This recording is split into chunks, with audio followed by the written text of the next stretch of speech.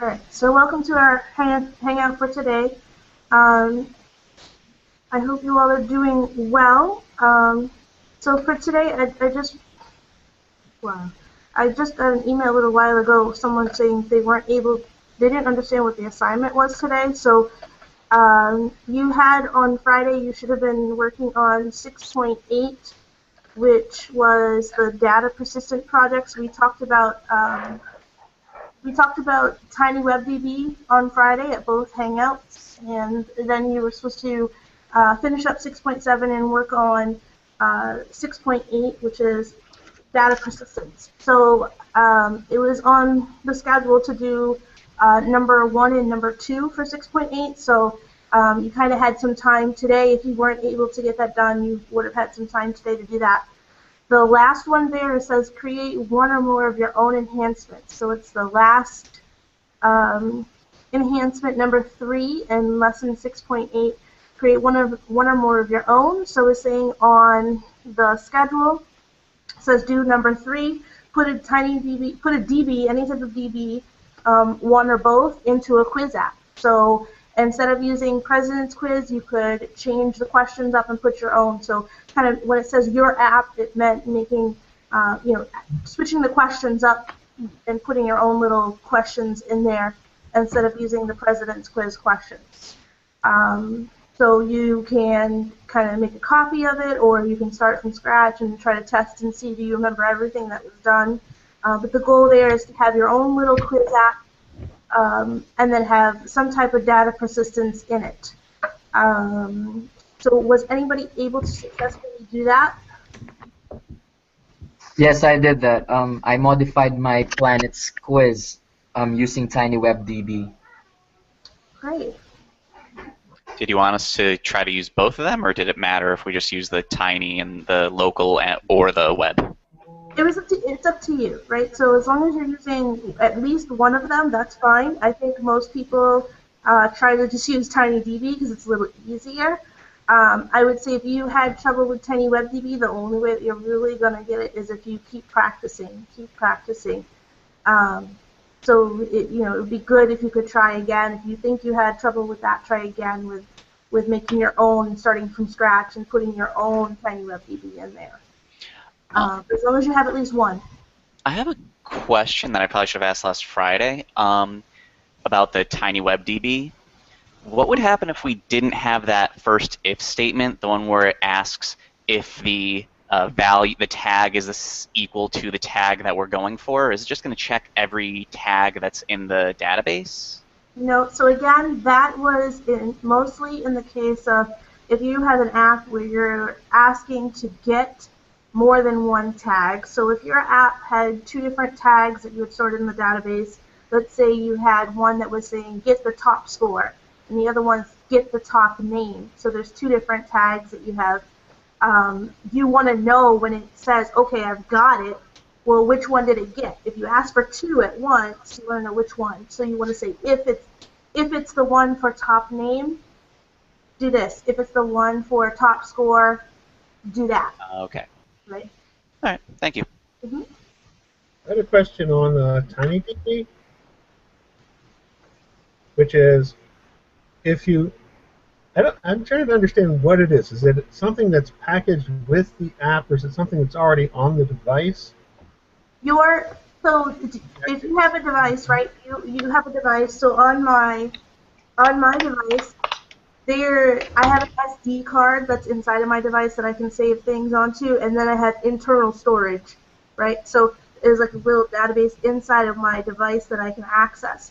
So if you're using TinyDB, it's actually saving to the device's storage, like the built-in storage.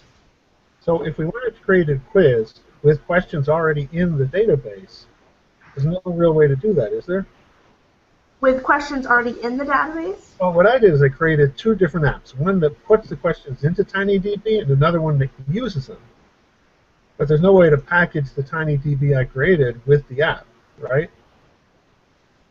So it's already inside your device. So you'd have to have on your device already, or you save it as soon as the app opens onto your device in your database. So the questions, saving questions on a database would probably be more appropriate for the web database.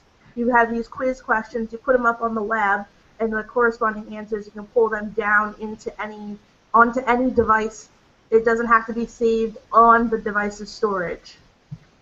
Right. So any Android device has a TinyDB available, Yes. and the only person that can put things into it is the person who has the device. Yes. Okay, got it. Yes. So what I did, I should have done with the Tiny WebDB. Right. If you want to put the questions out onto the web, and that way no matter what device you're on, the person can pull. So that helps being able to access from any device, but also the sharing part, but also helping you save on storage as well. Now, can things just kind of disappear from a TinyDB? Because I put a bunch of stuff in, and when I looked at it the next day, some of it was not there.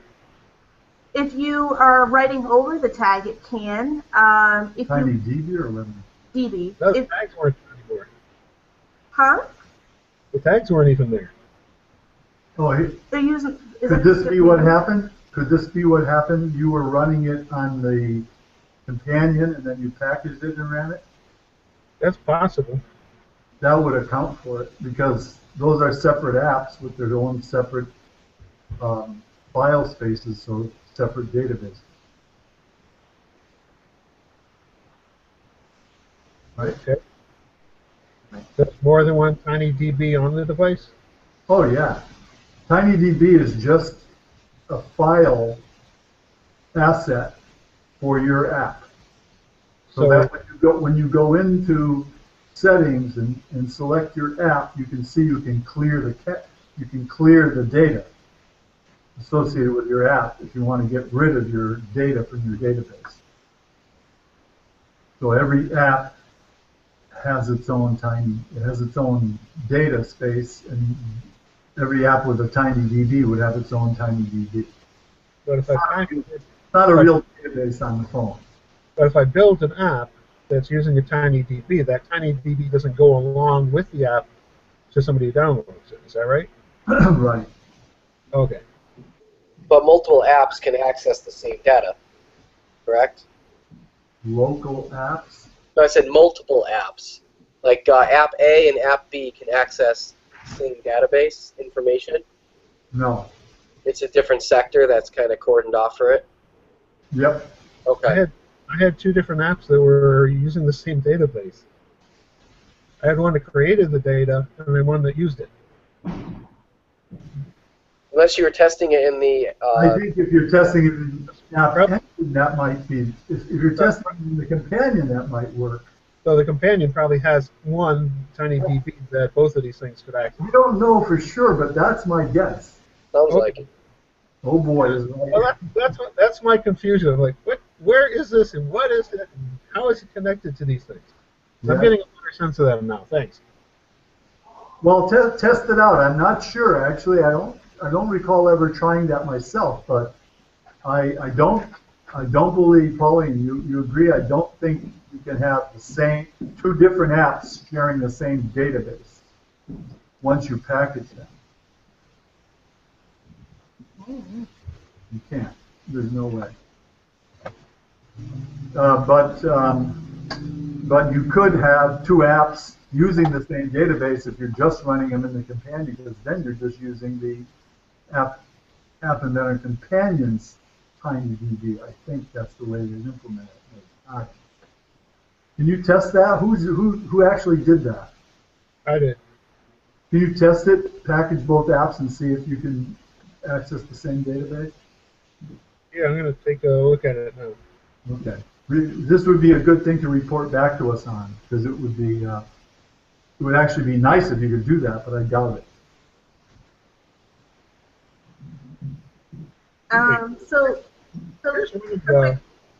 Here's one app. This is one that puts the data in, and it is still available to this one. I'll check the other one. And this is inside the companion? No, I'm not. I'm not in the companion right now. It was, I built it. Let's figure out where I put the other one.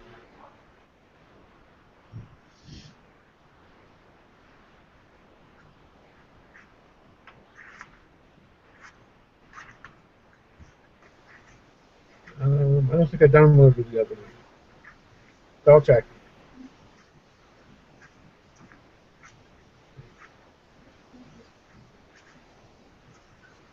So just real quick, Chris is here. He's the one who's viewing right now because we couldn't put enough.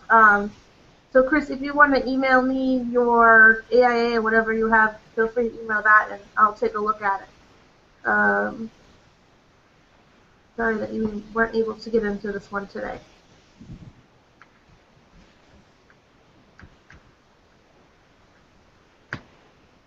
Trinity, I don't think has a Google Apps for Education account. Something we can look into, but I'm using Google Hangouts on air so that way we can record it and then save it up. So it does think that you can only have 10 machines at once logged in, but it is nice to be able to have the recording. So that's something we could look into, but Trinity is not connected with that, right? Another platform we use, what was it? Zoom? It was Zoom. I tried Zoom out for a while. But recording meetings can only be so long. It's encouraging short meetings. Did anyone else try having two apps use the same database? I thought I had similar experiences, but I can't 100% verify. If I were to do it again, I'd create a new user that I knew I never used before and give it a shot and see. But and this was within the companion app itself. You're talking about TinyDB, not Tiny. Yeah, yeah, TinyDB.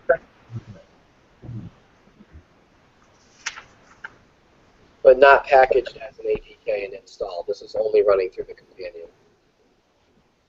Yeah, I remember 2 summers ago when we were doing this, it got to be quite confusing because it's also tricky to reset your database. Make sure you reset it in App Inventor Companion. With database apps, it might be better to package more often than you do with non-database apps, just for that reason. I did try both ways, and I think the packaged app, I didn't see the strange users. I'd have to go back and try it again to be 100% positive.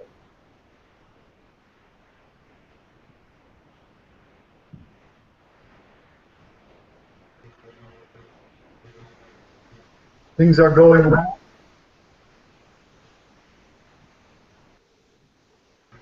Very good here. Good to hear. We could ask them the question about the.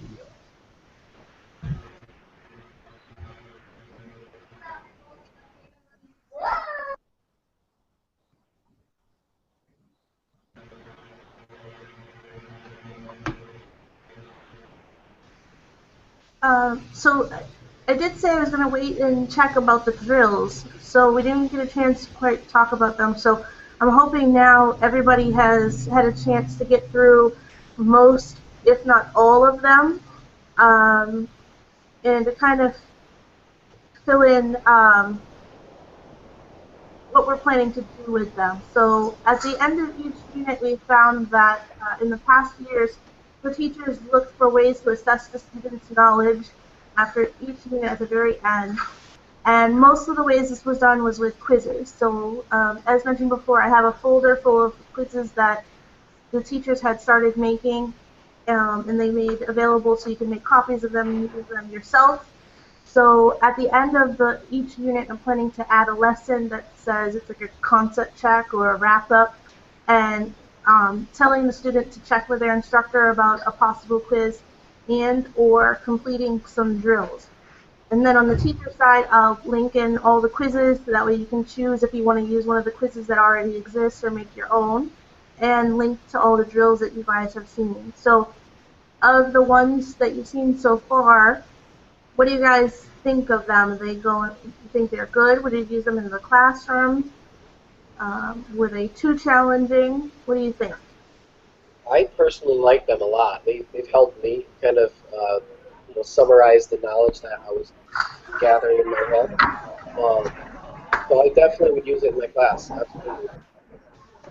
Yeah, I agree. They were good. The only thing is the one where you manipulate text from the text box. We haven't really done much on that, like splitting and all that stuff. Yeah, I mean that's a reason to actually have the drill, I think, because we don't really have a good, app lesson where we're using that. But students might actually want to create an app where they need that kind of functionality.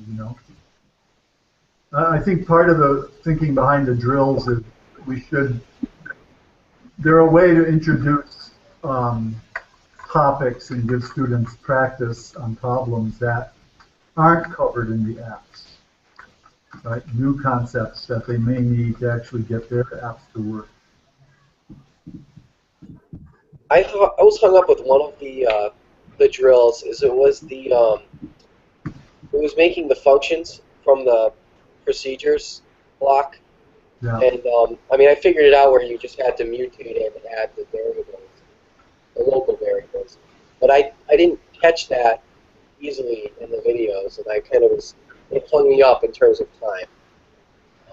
You That was mean the only the functions versus the procedures, or? yeah, just how to make the block itself, because the video never demonstrated it. And so I'm looking at it, looking for the the functions block, and didn't realize I had to. Oh, you get the parameters in there? Yeah, the parameters. Sorry. Yeah. Yeah. I thought we covered that in. I think we covered that in the logo lesson. I think we did. I just didn't make that connection, and then it just clicked, but it just hung me up a little. Okay. I think the hard thing about the big distinction that we make in other programming courses that we haven't made a big deal of here is the difference between a function and a procedure. Functions are expressions, and procedures are statements. You can put a procedure call anywhere that you can put a statement. You can put a function call anywhere where you can put an expression, meaning a value. So it's good for students to see that difference. And another thing I thought I heard them say about procedures versus functions is that procedures return a value to be stored in a variable, where a function, it's just kind of stuck there until you grab it. The functions return a value. Procedures don't return anything. That's right. That's what it was. Okay. Yeah. So that's why a procedure is a statement. Okay. You can put it like, think of a setter statement that sets a variable x to 10. Procedures are like that. You can plug them wherever you can put a setter. It functions like a getter. It gets you a value that you have to plug in somewhere. Right? Right. Okay. Just think of those two blocks as examples. That would be a good analogy. Yeah. I had a question on the functions also. Sure. In most of the programming languages, the functions are really a lot like procedures, except they return a value. But here, it looks like in this language, the ability of the function to do other things is highly restricted. Is that accurate? No, I think you can do all the same things as a procedure, although the syntax, the blocks, are a little awkward. You have to, the problem with the function, the way they've designed the blocks, is you have to plug a result in everything, right? And so you've got two sets of things. For example, you'll notice under controls, do we have App Inventor open? You'll notice that there are, in some cases, two sets of controls. No, I know, but I just want to see it myself. Two sets of controls, a separate if statement for functions and one for procedure. I noticed that it's very awkward to me. It seems sort of a little unusual. Yeah, and a separate type of local variable to go under control. Control. Scroll down, yeah. Yeah, you see there's two if-then-else statements. One is for the very top one is for putting in procedures or event handlers, and the one about 4 blocks down, That's for putting into functions or procedures that return a value. The same thing with while loops and for loops. The while loops are all in there to be used with procedures. If you want to use a loop with a function, you've got to use the do result and then put a while loop or for loop inside of it. Yep. So you need to use some of these other blocks. If you go to variables drawer and look, you'll see that there's two initialized locals. One is for procedures. The first one is for procedures, and the second one is for functions. So Ralph, my temptation as a programmer here has been mostly to use the procedures to do everything I need, and if I need to return a value, to set a global variable inside the procedure instead of using the function block. And I'm wondering if that's generally a bad practice. It's always a better practice to localize and encapsulate all of the information inside a procedure or function. So if you can avoid using a global variable, you should. So we don't teach that because we're not really focused on heavy-duty programming, but if you have a chance to get that concept across, if you think about it, when you open up a function block or procedure block, ideally you want to be able to look at everything you need to look at to understand that block right there. You don't want to have to go look around at things outside the block.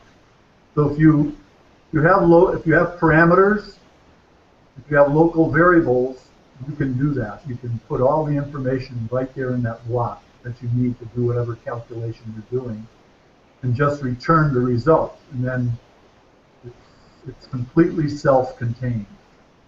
Let me ask. There are entire languages, so-called functional programming languages, that are based on that model.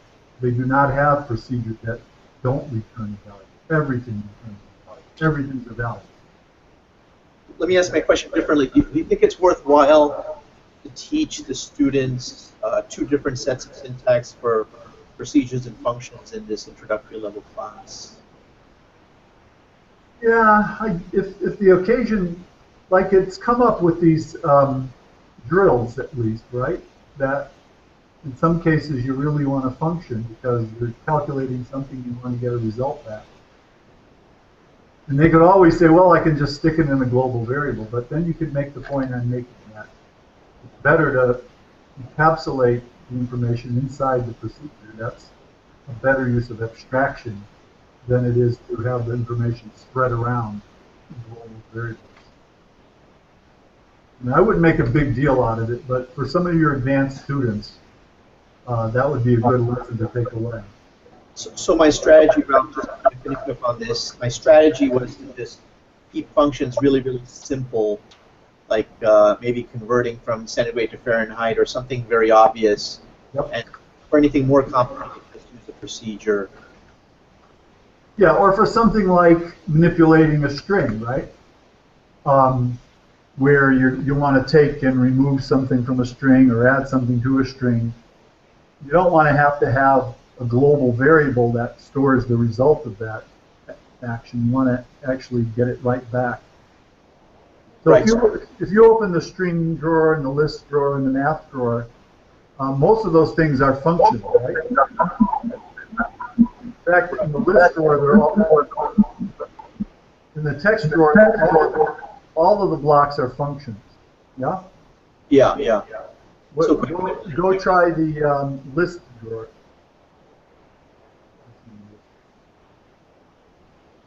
Almost everything's a function. Yeah. Right. So anytime you're manipulating data, basically. Yeah. In the math drawer, same thing. A lot of those are functions. So yeah, I think functions are actually more common than you think, although they're I think a little bit harder of a concept for students. But a lot of students won't have trouble with it. Okay. I don't know if that answers your question. I answered your question with more questions, but it's the kind of stuff you want to think about. I think I have what I need. And you know, that's a good thing to raise in the forum as you're going through the course, you know? You see opportunities to introduce that, where your interesting experience comes up in class, you know, post it on the forum and people can talk about it.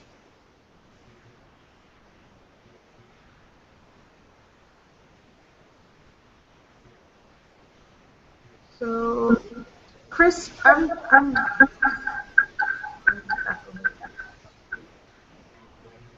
Chris, I'm seeing your questions or comments on the drills. So you said drill number 5 is it the function one? You said there's a link pointing to Trinity's own.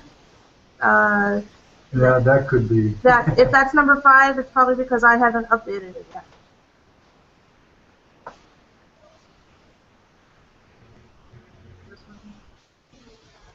Yeah. No, that's right. No, that's right. Yeah. So add the Oh, no, maybe this here he means. This one? Yeah. Oh, okay, I see. So yeah, I haven't updated that one. I'll make sure it's updated. But that's correct. It should say Open App Inventor 2. It should be the usual App Inventor 2, not Trinity's instance. So I'll switch the link. But thanks for catching that. yeah. Did it actually work? Sorry, I have to go back because he can't talk. Right. Did Trinity's connection link actually work?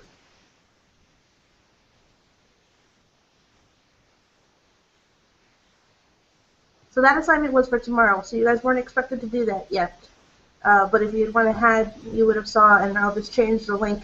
And it says Open App Inventor 2. It was linked to Trinity's instance, and I'll change the URL for that. Also, another comment from Chris is saying he felt there wasn't much difference between the text that was trying to teach you something and the text that was instructing you to do something. He's suggesting cleaning up the typing and adding in some icons to help clarify things.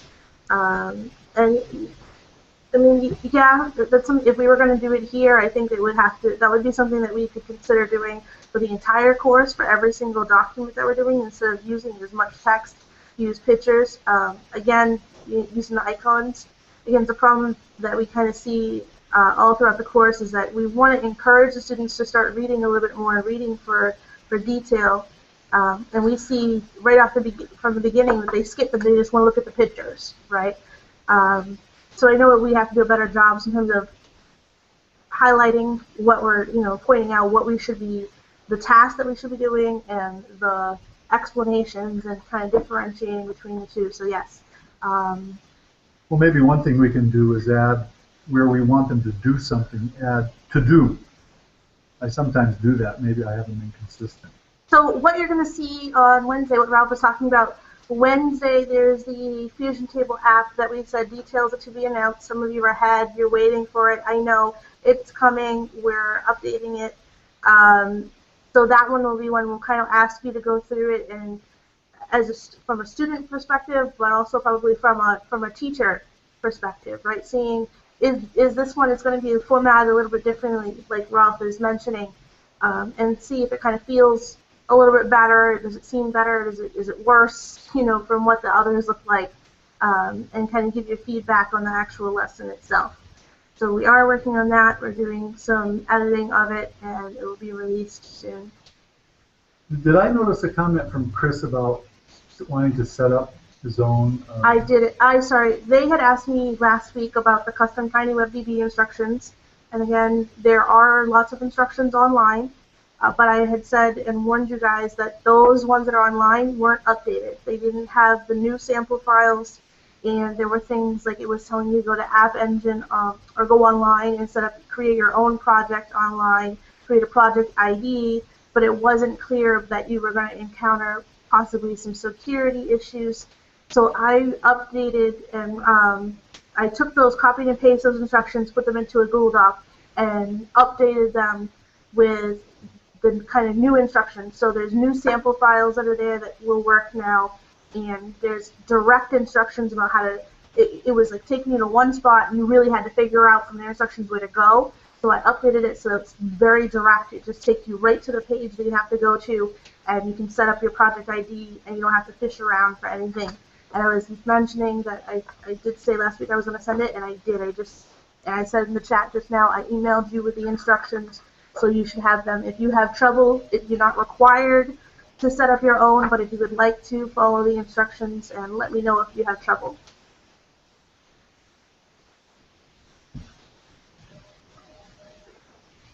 Again, if you're using the one that was online, I know Scott had found one, they did not have the updated files and they weren't as direct with some of the updates. If some of you who have experience with these kinds of things, setting up your own servers and things, if as you're doing that, you can figure out a way to password protect the online database so that App Inventor apps can still access it without any problem, but an individual user to go in and change the data in there would have to actually log in. That would be cool. The students down the hall are trying to figure out a way to do that, and they haven't been able to figure it out. Huh? No, not yet.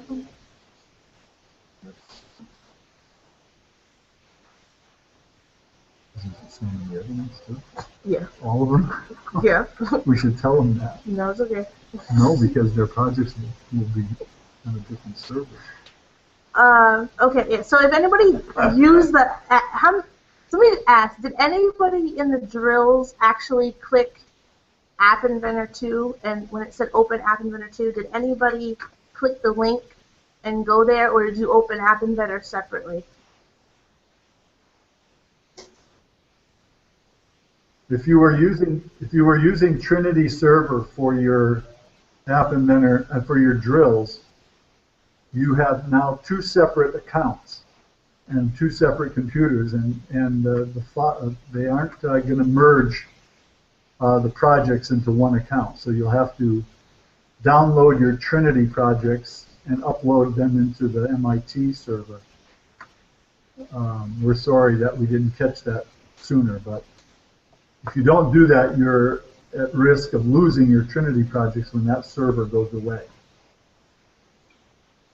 I don't know if it was intentional or not, but I think drills number 2 had solutions at the end of it. There's a link you clicked on and it brought you to solutions. I don't know if that was part of it. Couldn't follow that, Chris. That was Scott, right? Scott, I mean. I think it was drills number 2. At the very bottom, it had a link to the solutions. I don't know if that was supposed to be there or not, but all the other drills, it didn't have solutions attached to it. Good point. All right, I'll check that out. Thank you. I'm going to open it right now and check it out. So we'll look at that. So again, so here's one way to test it out. I'm going to put a link in the chat. This is the right one, right? Yep. It's appinventor.cs.trincall.edu. You go there. That's the Trinity instance of App Inventor. If you go there and see that you have some projects in there, you're going to have to move them out. If you go there and see that you have nothing, you're all set. If I have App Inventor on currently right now, hooked up to the main server, is that going to kind of mess me up if I click it? No, you can have both. You can have both instances open at the same time. Okay.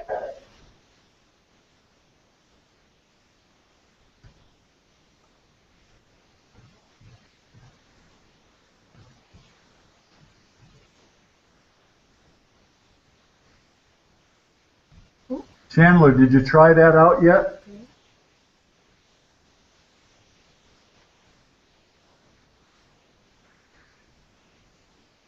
What do you want me to do? Do you want me to take the solutions out? Yeah. Mine's asking for permission, and I never have access to it. Should we leave the solutions there for the students, or is that the only one that has that? Is it a copy of every single one? What's that? It's a complete copy of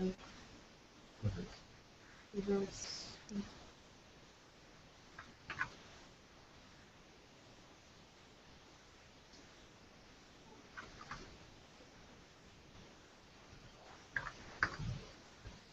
I would say remove the solutions. Are they available on the teacher side somewhere?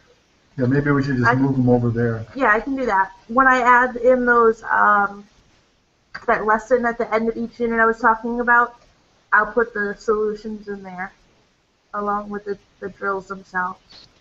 Great, thanks. hmm Thank you, Scott. Or actually, Jen may not want us to put them there. For the drills? Oh, the drills are okay. Yeah. We'll put them somewhere where you can get them. And again, remember at the end, so next week, I'll be adding you to the other Google groups, so you'll get access to all the materials that are in Google Drive. So you'll get all of this stuff in Google Drive at once. So, Chandler, were you able to, Greg, were you able to test the whether you're able to share a database? I haven't been able to test it because it looks like I must have been in the companion when I did it, because I don't have it already downloaded onto the device. And I was trying to get into App Inventor and download it, but my computer is so slow that if I'm running this, talking to you guys, I can't do much of anything else. Okay, all right. Well, let us know. Sure.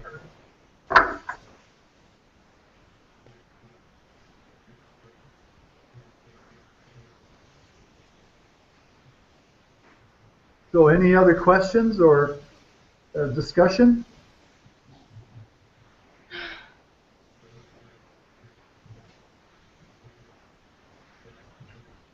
Oh, I have a question.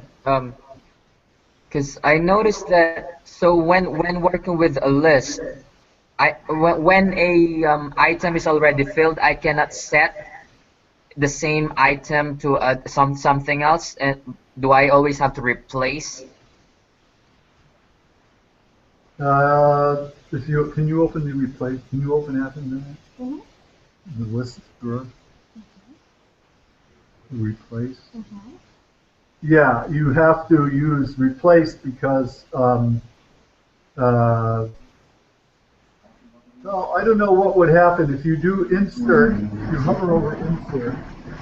No, but I was thinking of set initially. It didn't work because what I did for my planets quiz app, I gave it I put a retry option, so that when you click retry, it would set all items in the like the true false list to all false. But using set doesn't work. I had to use replace. Set? Yeah, I thought it would work. I don't see set.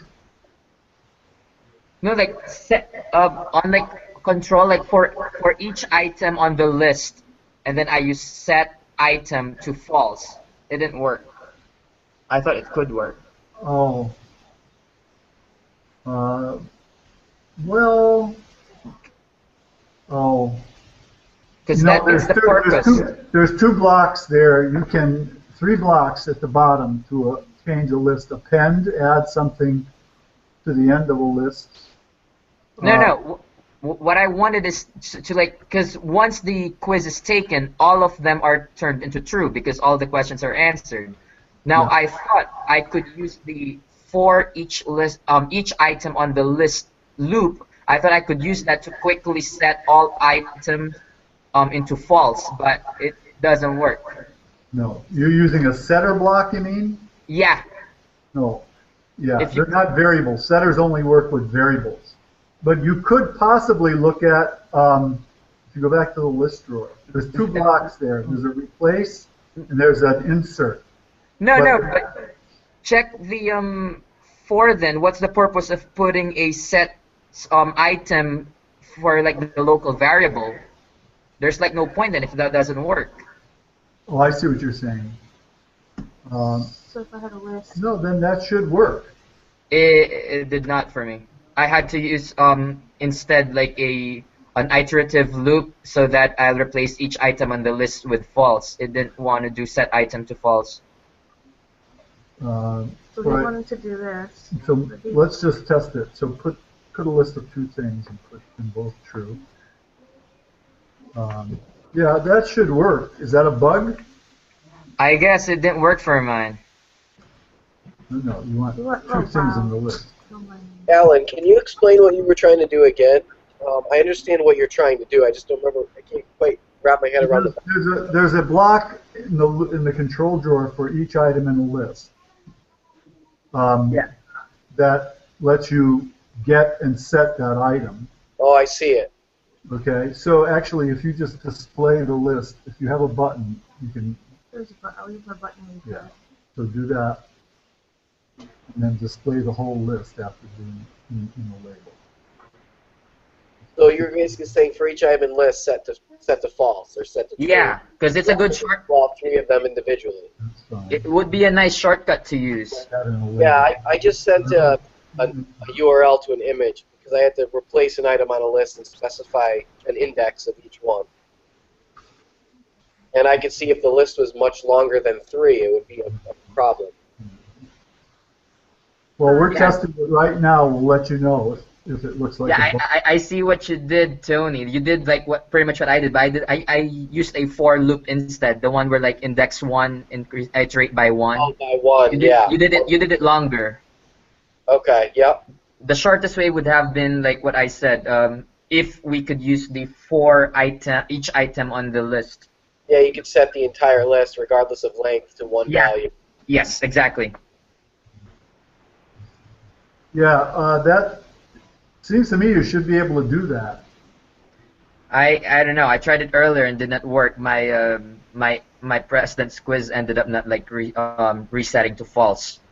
So I just used a for loop, like 1, starting with 1 and until the length of the list, and set each item index that to false.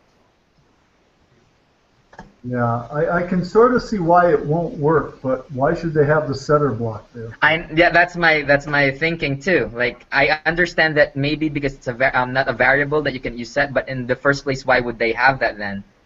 Yeah.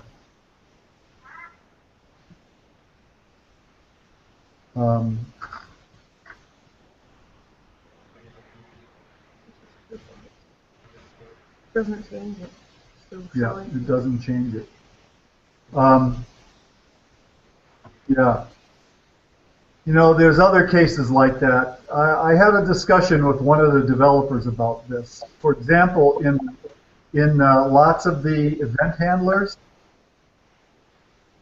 you can't really set those parameters to a value either and expect anything to happen. Like, say when location changes, right?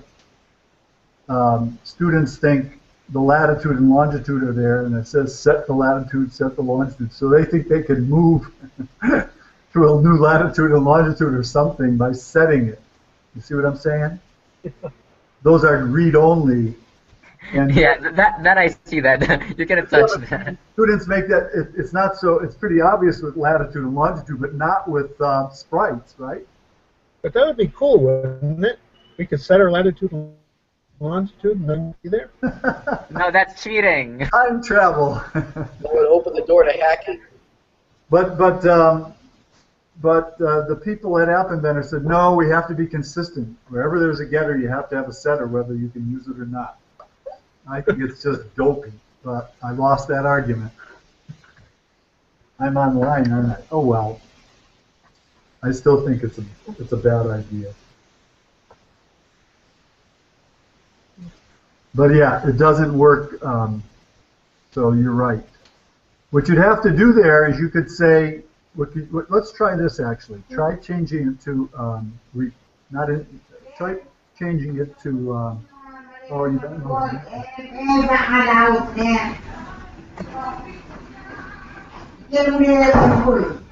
Huh? You do refer. You don't have reference to it.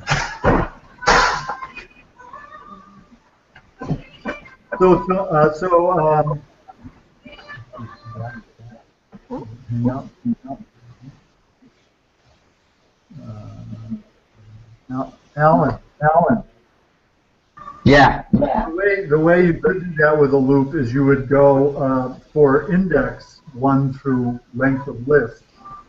Yeah, I did that.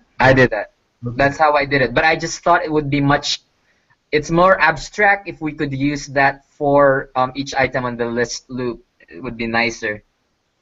You know, where that might work is if you had a list of objects, not values, then no, even in that case it wouldn't work.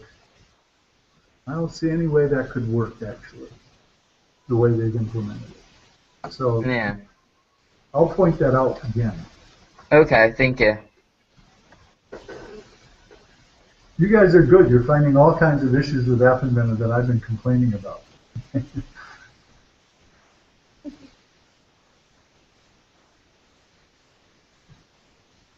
Any other questions or conversations?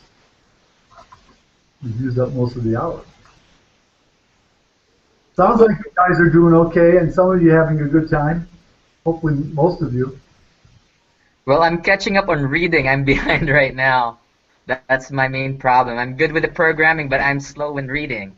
Hey, I wanna actually tell you about something I've been working on that I want you to test out for me. I don't know what the best way to do it. Maybe I'll just post a link in the forum. But I've been working on a simulator for a 4-bit computer to use in the hardware and software lessons earlier in the course. So we don't have really any activities for them there. Remember, all we had was like a lecture and then some matching exercise. So with these 4-bit computers, the first version of it, you actually have to type in your program in binary. You can type it right into the RAM, and you can type the instructions right into the program segment. And then you can run it or step through the fetch execute cycle. In the second version, you can actually type in your program as an assembly language program and run it. I think it's pretty cool. I wanted to see what you guys think. Whether it would be a good exercise, a good set of activities for them, and a different way to introduce binary numbers, because you could say, well, you know, you need to understand them to some degree in order to figure out what memory location you've stored your data in and how to refer to it. I like it a lot. I'll send a link around later tonight if I have a chance. And maybe you can give me some ideas on what kind of activities to have them do. Yeah, I found that students had a hard time conceptualizing memory allocations where data is going in and out and being replaced. And so this probably would help.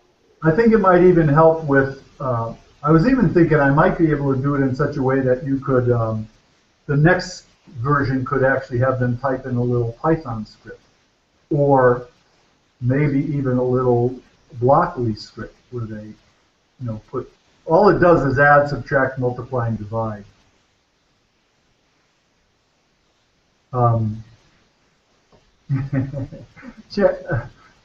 Greg, you would find that cool. I used to think assembler was cool too. I don't even think we've introduced the word in our curriculum, but we will now if this works. All right, so I'll send that around later for your feedback.